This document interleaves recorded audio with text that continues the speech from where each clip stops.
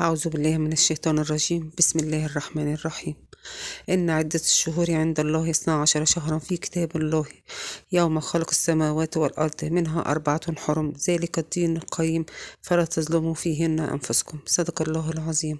أقبلت علينا مواسم الطاعة، اللهم اجعلنا من الفائزين بالجنة والمعتوقين من النار. اللهم آمين يا رب العالمين. السلام عليكم ورحمة الله وبركاته. أهلا بيكم في أطباق الندى.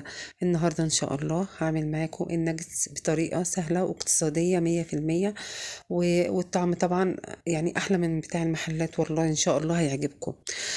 كل سنة وانتم طيبين بمناسبة حلول شهر رجب علينا. شهر رجب طبعا فيه طاعات كتير وفيه أحداث حصلت كتير، والواحد هيحاول كل برضو فيديو يقول معاكم حاجة صغيرة كده من الحاجات اللي حصلت فيه. سمي شهر رجب بالشهر الأصم لأن فيه كان لا يسمع صوت قعقعة السيوف أو صوت السيوف يعني، ولا بكاء النساء. وسمي بالأصب لأن الخير يصب فيه والرحمات تصب علينا صبا. وشهر رجب فيه الحسنات بتضاعف والسيئات بتضاعف برضو، ومستحب الصيام فيه، وهو من الأشهر الحرم، وهو الشهر الوحيد المنفرد. يعني عندنا شهر ذي الحجة وذو القعدة ومحرم، دول مع بعض التلاتة. شهر رجب هو الشهر الوحيد المنفرد بذاته، وهو شهر بين شعبان وجماد الآخر. وإن شاء الله بقى برضه هقول معاكم معلومات تانية عن شهر رجب، كل فيديو كده هقول معاكم معلومة صغيرة. ومن يعني أهم الحاجات اللي حصلت في شهر رجب هي رحلة الإسراء والمعراج اللي ربنا خفف بيها على سيدنا محمد أحزانه بعد وفاة زوجته السيدة خديجة وعمه أبو طالب. هنخش بقى في الفيديو بتاعنا، هنقول بسم الله. انا عندي هنا كوبايه حمص الشام. انا بصراحه جبت الحمص الكبير، بس انت ممكن تجيبي الحجم الصغير، هو كله عموما هيستلق وكله هيستوي وكله هيتفرم فمش هيبان. دوت ربع كيلو كنت جايباه ب15 جنيه. انا عايزه بس احسب معاكم المبلغ اللي كلفني، واقول لكم هيعمل كام كيس. لو اشتريتيه جاهز هتلاقيه فيه وفر تقريبا 200%.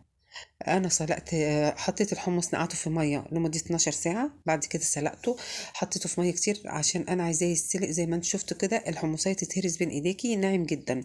عندي هنا التوابل بتاعتي بقى: ملح وفلفل اسمر، نص معلقه بيكنج باودر، معلقه بابريكا، توم باودر، بصل باودر، كزبره، ونص معلقه السكر. انا اول حاجه هسلق الحمص كويس زي ما قلت لكم. هاخده هو سخن كده هفرمه، انا عايزه افرمه ناعم جدا. انا حطيت الحمص في ميه كتير، حوالي يعني كوبايه الحمص حطيت عليها حوالي 4 أو 5 كوبايات ميه عشان يستلق معايا كويس. مش عايزاه يبان معايا في الاكل، عايزاه يتفرم خالص. ومن وقت للتاني بفتح عليه الكب اقلبه كده. لو حسيتي ان هو محتاج ميه ممكن تديله معلقتين ميه، مش هيعملوا حاجه. لغايه ما تمسكيه في ايدك تلاقيه ناعم بين ايديكي كده، هيبقى كده اتأكدتي ان هو اتفرم كويس. غير كده هتزوديه معلقتين ميه هيتفرم معاكي كويس. انا فرمته خلاص، فضيته من الكبه حطيته في البوله. هبتدي بعد كده بقى احط عليه الفراخ بتاعتي دي. اللي كان متابع معايا فيديو المسحب، دي قطع اللحمه اللي طلعتها من المسحب وانا بعمله، وقلت لكم انا هعمل بيه اي حاجه ومش هستعمله الا معاكم. دي قطع الفراخ يعني انا ما اشتريتهاش. هبتدي بقى افرمها، هتفرميها برضو ناعم جدا. انا عايزه بس احسب معاكم الحاجات دي كلفتني قد ايه. 15 جنيه حمص، ولو جبتي نص بانيه يبقى 70، يبقى كده 85 جنيه. خليكم فاكرين بقى عشان لما نيجي نحط بقيه الحاجه، لان الاكله كلها يعني دي ممكن تاكلوها على 3 وجبات، هتكلفك حوالي من 110 ل 115 جنيه، ده لو اشتريتي كل حاجه من بره. انا كده فرمت الفراخ كويس وحطيت عليها التوابل. هبتدي بقى اقلبها مع الحمص، وارجع احطهم في الكبة افرمهم كمان مرة عشان يختلطوا مع بعض كويس. لو حاجة جت على حرف السكينة من فوق زي ما انتم شايفين كده بتاعة الكبة، امسحيها كويس عشان الموتور نفسه ما يتوسخش منك من جوه بعد كده.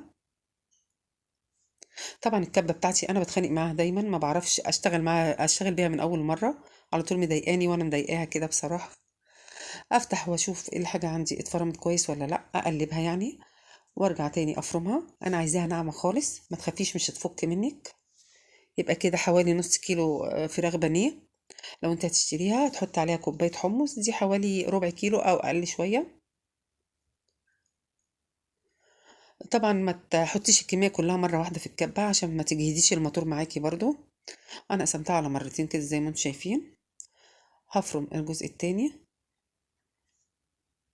زي ما انتوا شايفين كده هتلاقوه بيلزق معاكي شوية، مش مشكلة. هفضيها، تكوني مظبطة ملحك. لو انت عايزة الفراخ بتاعتك او الناجتس بتاعك يبقى لون ابيض، يبقى بلاش تحطي معلقتين بابريكا، بس معلقه البابريكا المدخنه دي اديته طعم حلو قوي. نزلت عليها بمعلقتين نشا. تقليب بقى مش اقل من 5 دقايق. انا ما كترتش في التقليب لان هي اتقلبت كتير في الكبه. يعني لو انت ما حطيتيهمش في الكبه وخلطتيهم مع بعض تاني هتقلبيها 10 دقايق.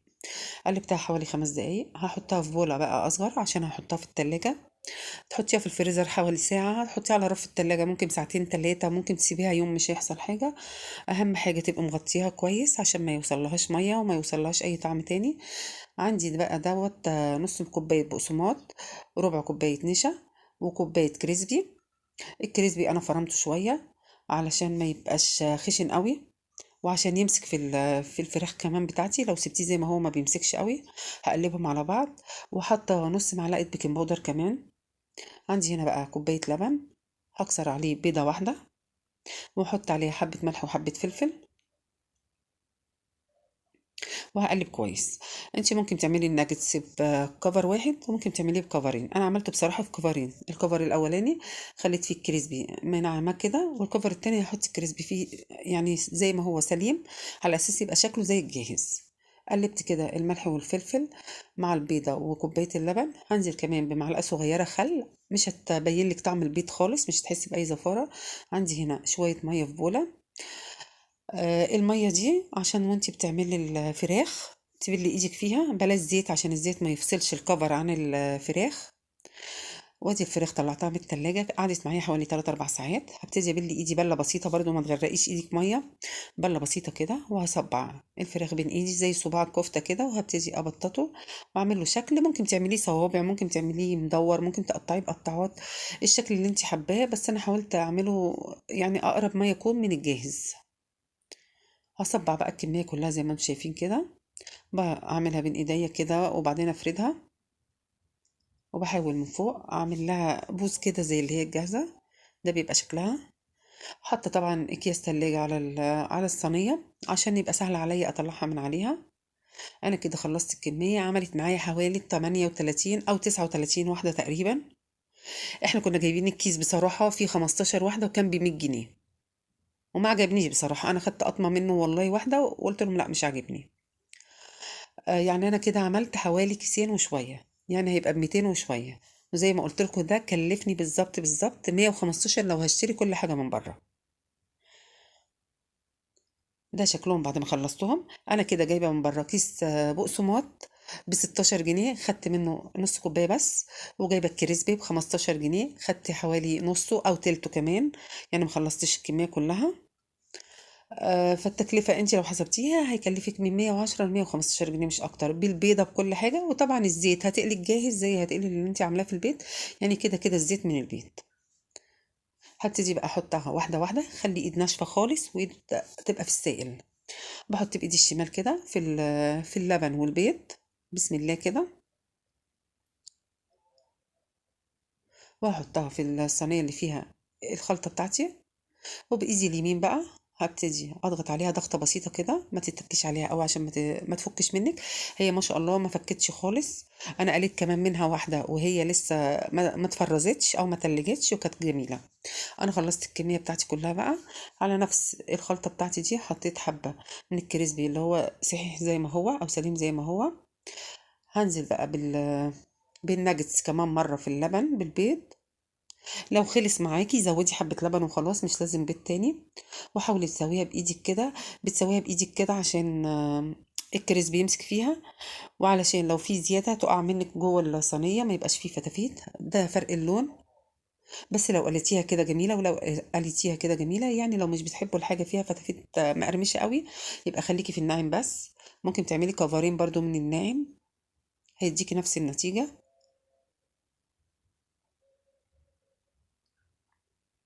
زي ما انت شايفة كده سويها بايديكي عشان الزيادة تنزل برضو. يبقى ايد في السائل وايد في الحاجات اللي هي الجافة، عشان لو ايدك هي هتشيلي كمية كتير في ايديكي ومش هتبقي عارفة تعمليها كويس، مش هتبقي متحكمة فيها يعني. طبعا انتوا شايفين فرق اللون بين اللي هي بالكريسبي الصحيح وبين اللي هي بالخلطة التانية.